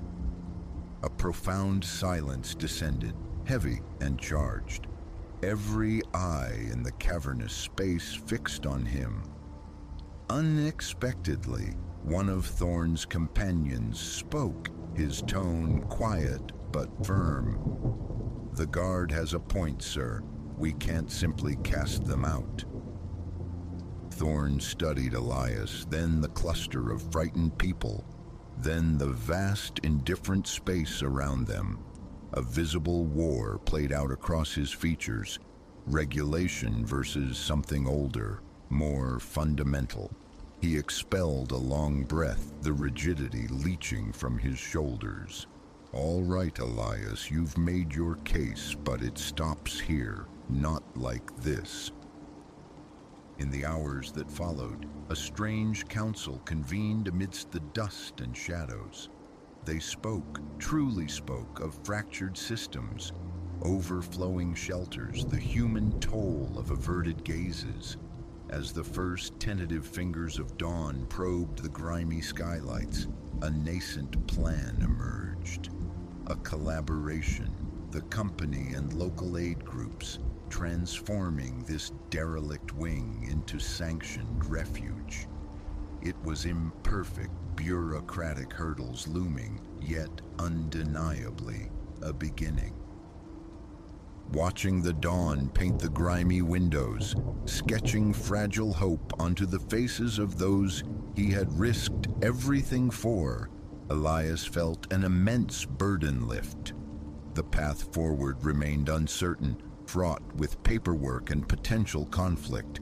Yet, for the first time in weeks, genuine hope illuminated the gloom, because sometimes, even in the deepest shadows, the stubborn light of human kindness persists, and once truly witnessed, it becomes impossible to ignore.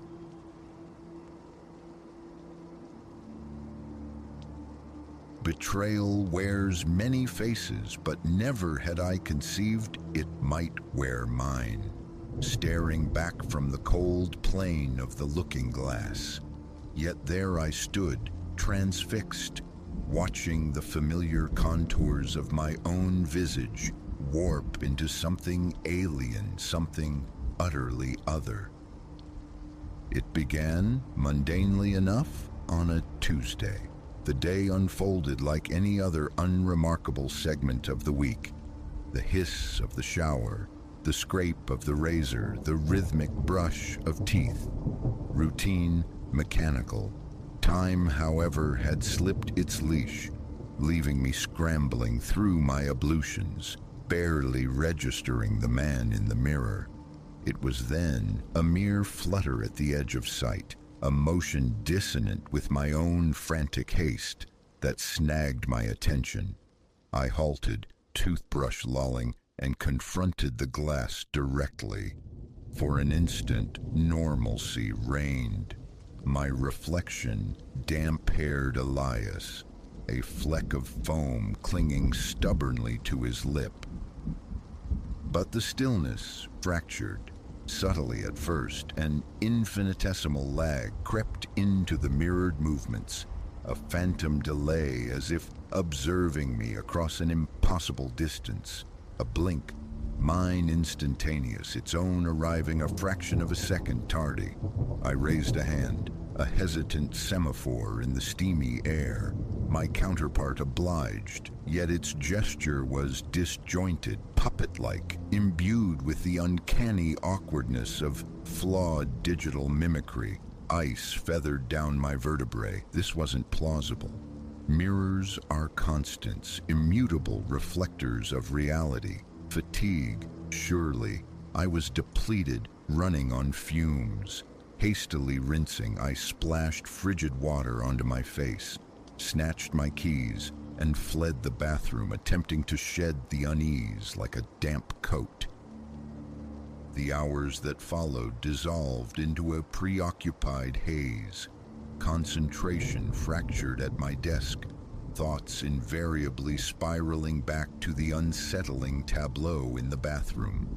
By evening's return, exhaustion had nearly woven a tapestry of self-deception, almost persuading me it was mere hallucination born of stress. Almost. Stepping into the apartment's narrow hall, my gaze snagged on the oblong mirror mounted there. I froze, key still clenched. The reflection was fundamentally wrong. The face was undeniably mine, Elias's face, yet the expression it bore was alien, where my features were etched with shock and nascent fear. The mirrored visage held a sly, almost derisive curl of the lips. I stumbled back, a frantic drumbeat erupting against my ribs. Impossible. Mirrors do not behave thus. Reflections do not possess autonomy. Yet mine did. As I watched, paralyzed by a terror that rooted me to the spot, the figure in the glass lifted its hand in a jaunty, amiable wave, a gesture grotesquely out of sync with the dread seizing my own body. I turned and ran, propelled by primal instinct, not pausing until the bedroom door slammed shut, a flimsy bulwark against the impossible. Perched on the bed's edge, hands trembling violently, I wrestled with the implications. Stress, I insisted inwardly, overwork, perhaps the onset of illness. Logic demanded a rational explanation, yet a deeper certainty resonated. Something had gone profoundly awry with the mirrors in my life. The subsequent days devolved into a waking nightmare. Avoiding mirrors became an obsession, a futile endeavor in a world saturated with reflective surfaces. The car's rear view, the polished gleam of appliance doors, the impassive faces of darkened windows. Everywhere glimpses assaulted me. Reflections subtly incorrect, movements slightly asynchronous, features momentarily distorted. Sometimes the deviations were stark, horrifying.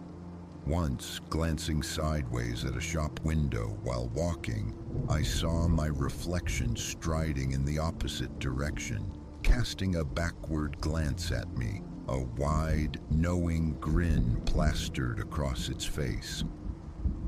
Excursions ceased, save for barest necessity. Sheets were draped over every mirror in the apartment, funereal shrouds against the unwelcome gaze. Even the phone's innocuous front-facing camera received a blindfold of tape. It offered no solace. The wrongness seeped, an invasive presence blurring the edges of perception, warping the fabric of my reality. Sleep became a forgotten country. Eyelids closing only summoned that twisted facsimile of myself, its smile a silent, persistent mockery. Doubt gnawed relentlessly. Was sanity fraying? Was any of this tangible, or merely the elaborate theater of a mind succumbing to pressure? After a week besieged, endurance crumbled. Answers were imperative, comprehension a lifeline. Against the screaming insistence of every nerve-urging flight, I resolved to confront the phenomenon. I stood before the bathroom mirror, knuckles white where they gripped the cool porcelain of the sink. With a tremor electrifying my arm, I reached up, slowly drawing back the concealing sheet. For a protracted moment, silence. My reflection regarded me, pale, haggard Elias, underscored by the dark smudges of sleeplessness. Normal, mundane, a simple reflection. Then it ruptured, the face in the mirror convulsed, features liquefying, rearranging themselves into configurations utterly inhuman. Eyes dilated, darkening, collapsing into bottomless wells, within a countenance rapidly shedding any semblance of the familiar. A primal urge to flee, to scream, to wrench my gaze away, warred with a paralyzing inertia. I was transfixed, a helpless observer to my own reflection's monstrous metamorphosis. And then it spoke. "Hello, Elias," it resonated, the voice simultaneously mine and profoundly not, seeming to emanate from the very air around me. "We have anticipated this meeting for so very long." "What are you?" The words were ragged, torn from a constricted throat. The entity in the glass smiled, a vast, unnatural rictus splitting its face nearly ear to ear. "We are you," it intoned, or more accurately, the you that might be, the you that should be. "I don't understand," I whispered, the sound barely audible. "Of course you don't," the voice dripped condescension, "so tragically confined, trapped within your singular linear existence. But we perceive all, every branching path, every potential Elias scattered across the infinite tapestry, and we have selected you to join our collective." A glacial dread solidified deep within me. "Join you? What does that mean?" The creature's grin stretched impossibly wider. "It means liberation, Elias. It means power beyond your imagining. It means transcending the limitations you cling to." As it spoke, a peculiar, insistent tugging manifested, an unseen current drawing me physically toward the mirror's surface. My grip tightened on the sink, resisting the invisible undertow. "No," I forced out, surprised by the unexpected firmness in my own voice. "I don't want that. I won't become whatever you are." The thing in the mirror snarled, its visage contorting with incandescent fury. "Choice is an illusion you can no longer afford," it hissed. "The process has already commenced. Soon you will be integrated, assimilated. Volition is irrelevant." The pulling intensified, my feet beginning to skid on the tiled floor despite my desperate resistance. Panic flared white-hot, acting on pure, unthinking impulse. I released the sink and threw my fist, with every ounce of strength I possessed directly at the mirror. Glass exploded outwards in a glittering, lethal spray. Sharp agony lanced through my hand and arm as shards embedded themselves, but the pain was secondary. The pulling sensation ceased abruptly. The voice vanished. I collapsed to the floor amidst the wreckage, surrounded by fractured reflections, blood weeping from my torn flesh. Tremors racked my body. Breath came in shallow, ragged gasps. But I was still Elias, still human, still here. In the days that followed, every mirror was exorcised from my apartment. Reflective surfaces became objects of intense aversion, navigated like minefields. I told myself it was finished, that I had prevailed. Yet sometimes a flicker in the periphery, movement glimpsed in a window pane, a ripple disturbing a puddle's stillness, resurrects that distorted face, those inhuman eyes staring back for a fleeting, chilling instant. And the question lingers. Was it truly an escape? Or does it merely wait, patient and persistent, biding its time on the other side of the glass, anticipating another chance to claim me? Answers remain elusive. All I know with certainty is that my own reflection will forever be suspect, a potential gateway, for I have seen the truth lurking there. Sometimes the most terrifying monsters are simply ourselves, looking back from a place we cannot comprehend.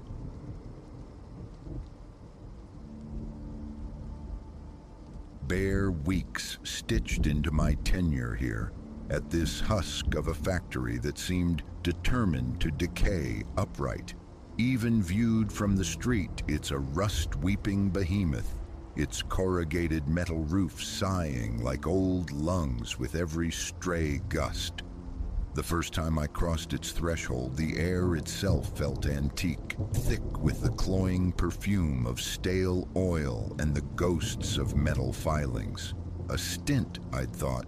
Bank the wages, escape, foolish. Never reckoned on its teeth sinking in, on the dark hours breeding a primal fear just from breathing its air. Tonight finds me poised at the maw of the basement stairwell. The foreman's directive: vet the archaic machinery below, ensure no slumbering fire hazard lingered in the subterranean gloom. Routine, they called it, yet a disquieting tremor runs beneath my skin. Above, the corridors yawn, dimly lit, the overhead fixtures prone to epileptic fits. Glancing back reveals rows of silent, hulking machines, the silence punctuated only by the low thrum of failing fluorescence and the rasp of my own breath. My palm feels slick against the flashlight's casing. A nervous flicker, on, off, testing the beam, then down into the concrete throat, the temperature plummeting with each step.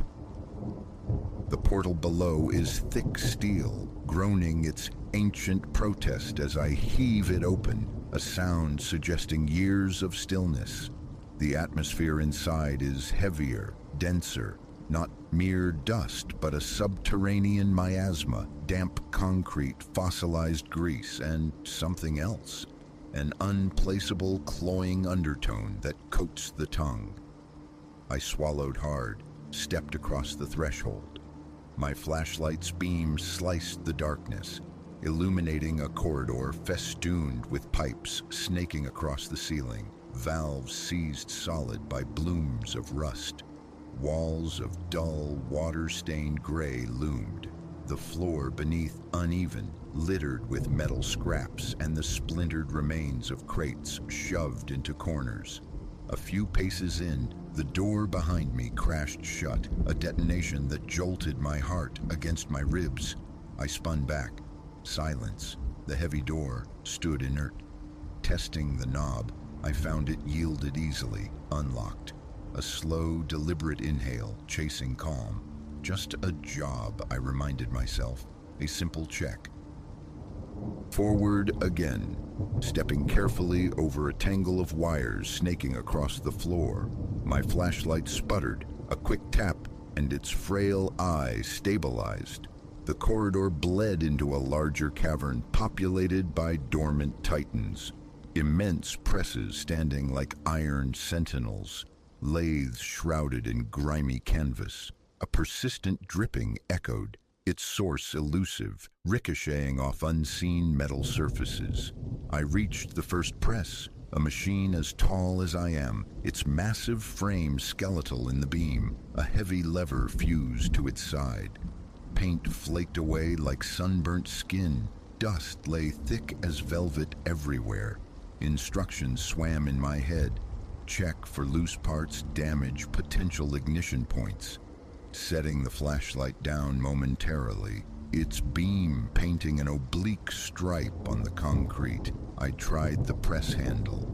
It refused to budge, locked fast by time and neglect.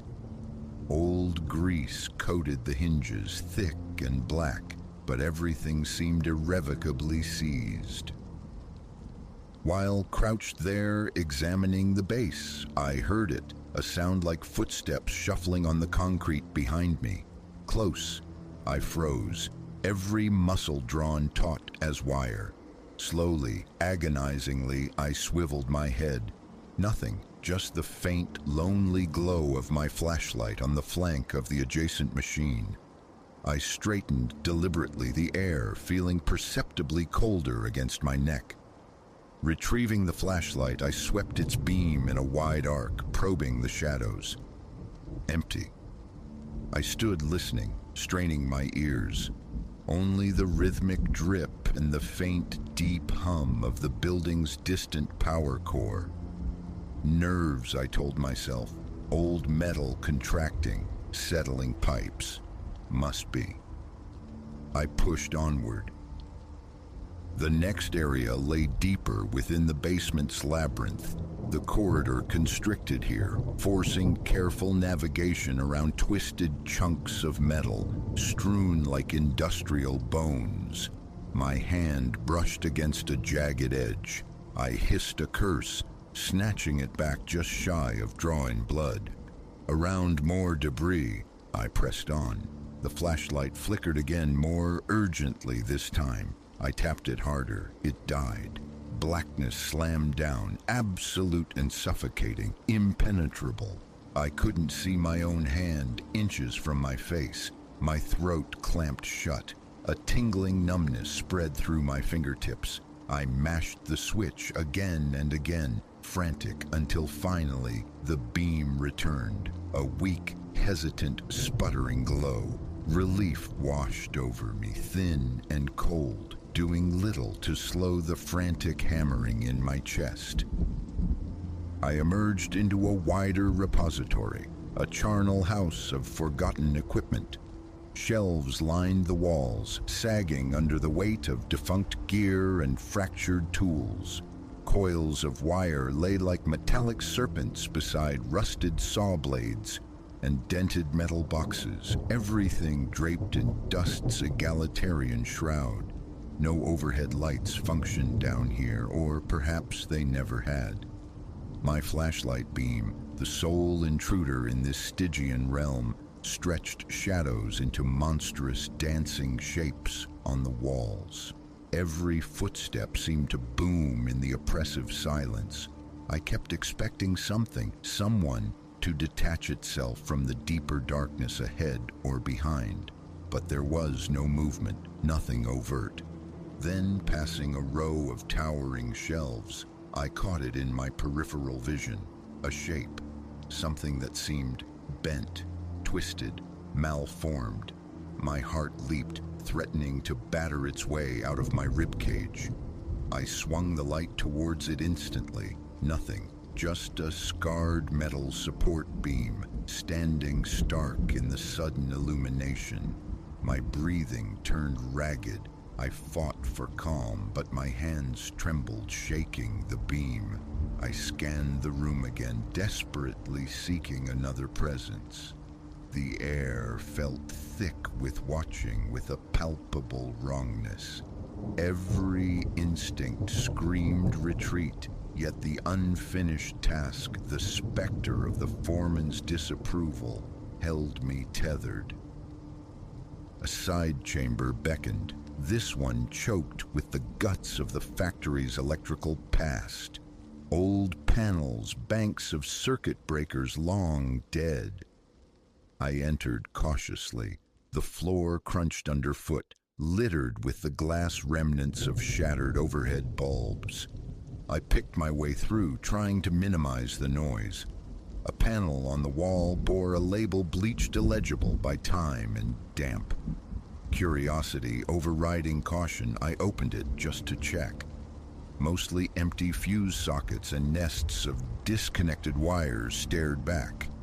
The flashlight spasmed again, a half-second plunge into blackness. When it flared back to life, I thought I saw it, a figure stark near the doorframe I'd just passed through. But like smoke, it vanished the instant I tried to focus. Simultaneously, a glacial current brushed across my shoulders, intimate as a breath, though no vent, no open window offered passage. Cold sweat bloomed on my skin despite the subterranean chill. My shirt started to cling to my back. My neck felt hot. I swiped at my forehead with a damp sleeve. Enough. This was madness. I decided then to head back toward the stairs, take a break, regroup, maybe fabricate the rest. The foreman could complain. This pervasive dread was not in the job description. I made my way back through the constricting corridor, stumbling again over loose pieces of metal. My flashlight chose that moment to falter once more, swallowing the world for a terrifying beat. In that instant of profound silence, I realized how quiet it truly was. Even my footsteps sounded muffled, as if the very walls were absorbing the sound, drinking it in. When I reached the base of the stairwell, a wave of profound relief washed over me. Concrete steps ascended toward the faint, familiar hum of the floor above. I started climbing, shining the beam ahead, my free hand gripping the frigid metal railing. Suddenly, pressure on my shoulder. Not a brush, but a distinct grab, fingers of ice clamping down, sending a jolt of pure, undiluted panic through my entire body. I twisted around violently, light stabbing the emptiness behind me. Nothing there, but the sensation lingered, a phantom weight, raising goose flesh along my arms and neck. I scrambled up the remaining stairs, not daring to look back, propelled by sheer terror. By the time I reached the heavy steel door at the top, my heart was a frantic drum against my ribs. I grabbed the knob, yanked it open, and practically fell into the relative normalcy of the corridor leading to the main factory floor. I stood there gasping, throat raw and dry. I stumbled towards the break room, fighting to leash the frantic pulse in my veins.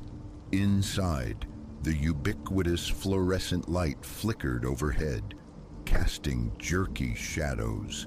The ancient refrigerator hummed its monotonous tune in the corner. My shiftmate, Arthur, was nowhere to be seen. The place felt utterly deserted, amplifying my isolation. I collapsed onto a cheap metal chair, dropped my head into my hands, elbows on my knees, running trembling fingers through my hair. The urge to just walk out, clock off, and never return was immense. But the thought of facing the foreman in the morning, admitting I hadn't finished the inspection, nagged at me. He'd demand specifics. Was it safe? After several minutes wrestling with fear and duty, I knew I couldn't walk away yet. I drained the water bottle I'd brought, the plastic crinkling loudly in the quiet room, then pushed myself back to my feet. Out into the corridor again. The overhead lights seemed even dimmer now, the building's aged electrical system protesting the late hour. I moved slowly, deliberately, trying to project a calm I didn't feel. The main factory floor stretched out around me, a necropolis of silent machinery, lathes, presses, cutters, conveyor belts frozen mid-motion, as if the workers had simply evaporated one day, leaving everything behind. That's when I noticed it.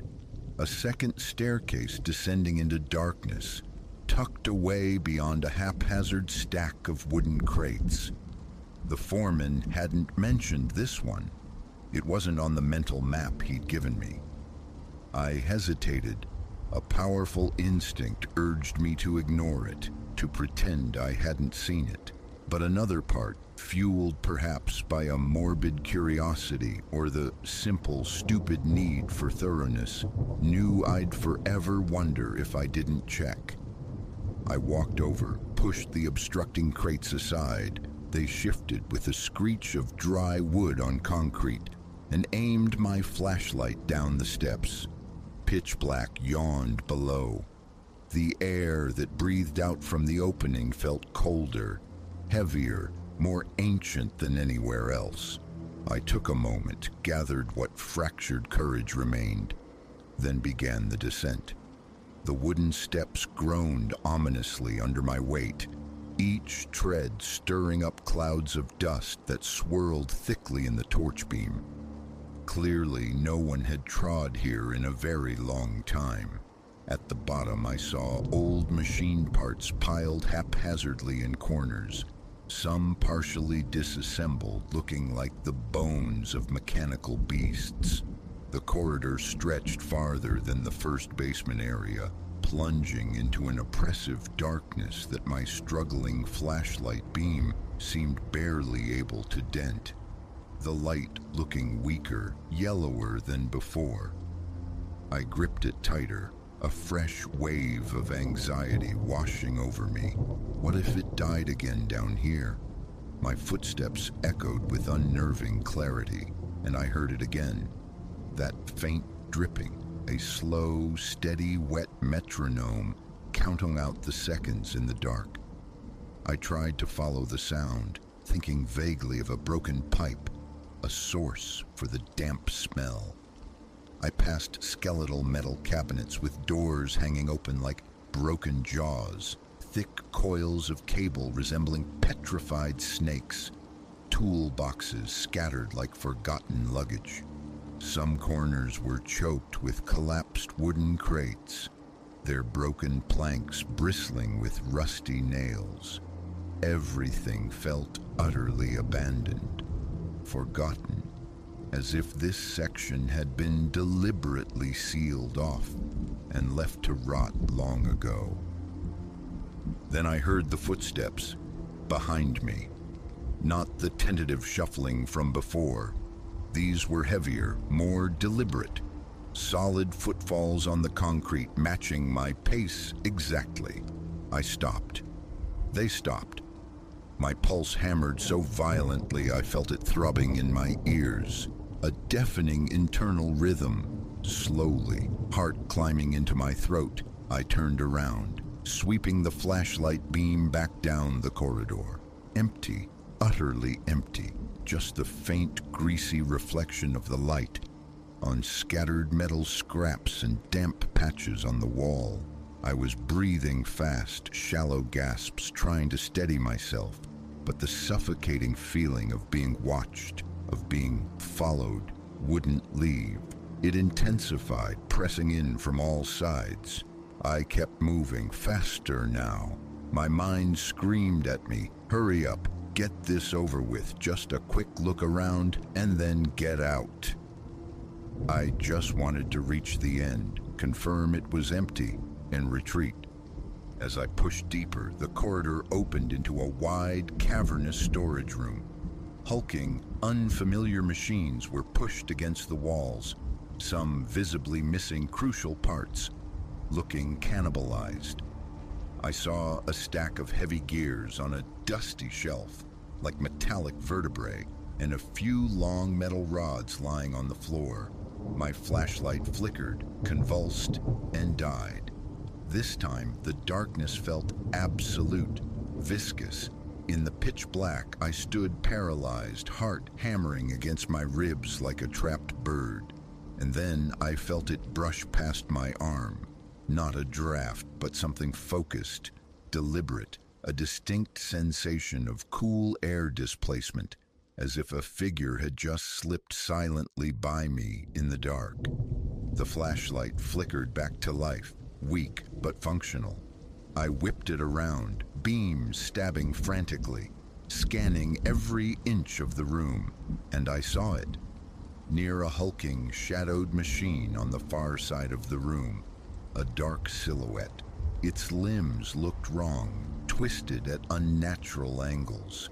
It was just there, stark and undeniable for one terrifying instant, and then it seemed to melt, to slip out of sight behind the bulk of the machine. I tried to shout, to make some sound, but my voice caught, strangled in my throat. My entire body felt locked, encased in ice. Sheer terror finally broke the paralysis. I forced myself to move, my hands shaking so badly I could barely keep the flashlight beam steady. I stumbled forward, circling a large piece of equipment, shining the light desperately into the space where the shape had been. No one there, nothing. On the ground lay a heavy wrench, partly obscured by decades of dust.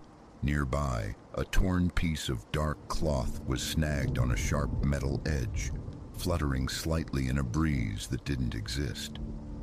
I had no idea who or what I was dealing with, but the certainty was cold and sharp. I was not alone down here.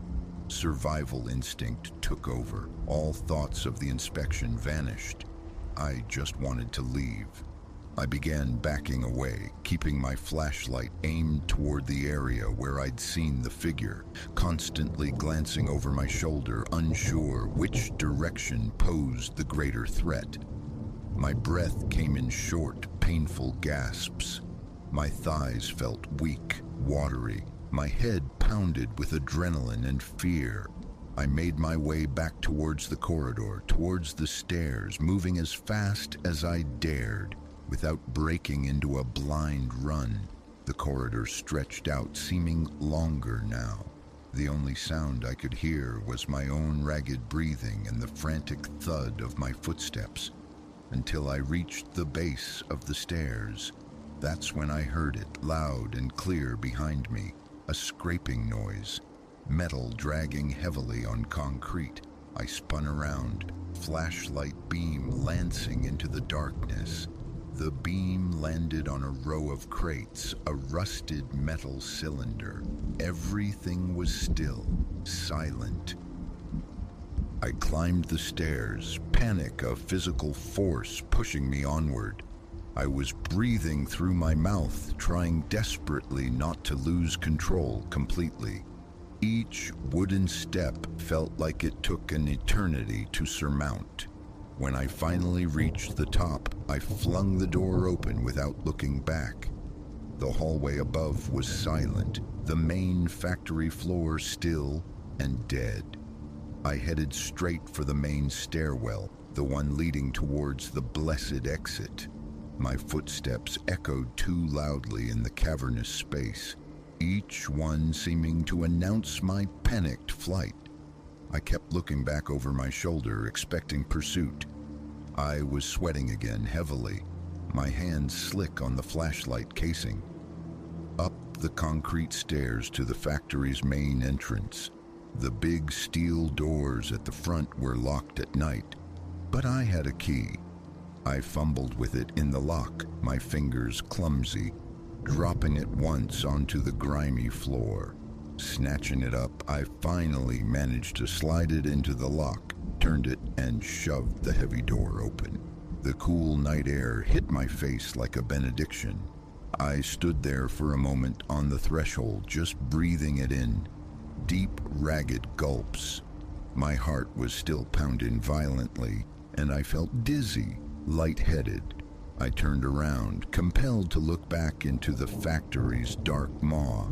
The lights inside flickered weakly, erratically, and for one heart-stopping split second, I swore I saw movement deep within the corridor leading back towards the stairs.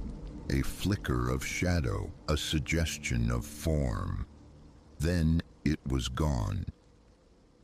Even standing outside under the vast indifference of the night sky, I couldn't shake the feeling of that freezing hand on my shoulder, that silent, possessive grip that had seemed to ask me, no, tell me to stay.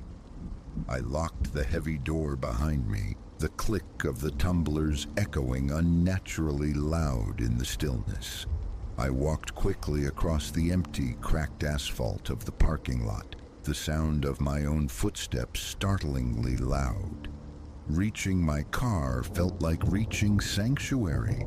I got in, turned the engine over, the familiar rumble a small comfort. I just sat there for a minute, hands gripping the steering wheel, my breath still uneven, my shirt clinging damply to my skin. I looked up at the factory's dark windows. The place looked inert, harmless from here, save for a few weak, lonely lights glowing near the roofline. But I knew better now. Something inside that decaying shell shifts in the darkness, something ancient and unseen. I didn't call the foreman right away. I just drove, focusing intently on the road, forcing myself to concentrate on the mundane act of driving, trying to calm the frantic rhythm in my chest. My thoughts circled relentlessly around everything I had seen, heard, and felt. The phantom footsteps in empty corridors, the warped silhouette glimpsed in the failing light, and the unmistakable, bone-chilling sensation of that cold hand on my shoulder. I could still feel it, like a physical imprint burned onto my skin. Even with the car's heater blasting warm air, I was shivering. I kept glancing compulsively at my rear-view mirror, half expecting to see something occupying the back seat. When I finally reached the familiar quiet of my street, I parked, sat there for another moment, and realized my entire body was trembling uncontrollably. My shoulders ached with tension, and my legs felt weak, unsteady. I stepped out of the car, looked around the sleeping street, and hurried inside my house. I locked the door firmly behind me, turned on every light in the hallway, and threw my jacket onto a chair. My reflection in the hallway mirror showed a stranger, pale, eyes wide and haunted, looking like someone who had glimpsed something forbidden. I had no idea how I was going to explain any of this to the foreman. I didn't have a neat checklist of findings, just a profound sense of violation. Everything down there was old, broken, rusted, undoubtedly a hazard in mundane ways, ripe for disposal. But that wasn't the real story. The real story was etched in the terror I'd felt every second I spent in that basement. The weight of unseen stairs, the fleeting shapes my eyes couldn't quite hold, the steps that dogged mine in the darkness, and that freezing touch that came whenever I tried to leave. I have no idea what truly resides in the bowels of that factory. I just know with chilling certainty that I am not going back down there alone after dark. If they ask me to do it again, I'll insist on backup or I'll flat out refuse. No job, no paycheck is worth feeling like you're being hunted by something you can't see, something that doesn't want you to leave. That's it. That's what happened. I can't dress it up in safer language. And I won't try to make it sound less terrifying than it was. It was quite simply the most profoundly unsettling experience of my life. The factory is old and creaky, yes, full of mundane dangers. But there's something else down there, deep in its concrete heart, something sentient and possessive, something that doesn't want to let go. Every time I close my eyes and think about those echoing steps behind me, that twisted shape lurking in the shadows, I feel a visceral shiver crawl up my spine. And every time I remember climbing those last stairs, fleeing towards the light, I can almost feel that hand again, impossibly cold, pressing down hard on my shoulder, silently telling me to stay, refusing to let me leave its darkness in peace.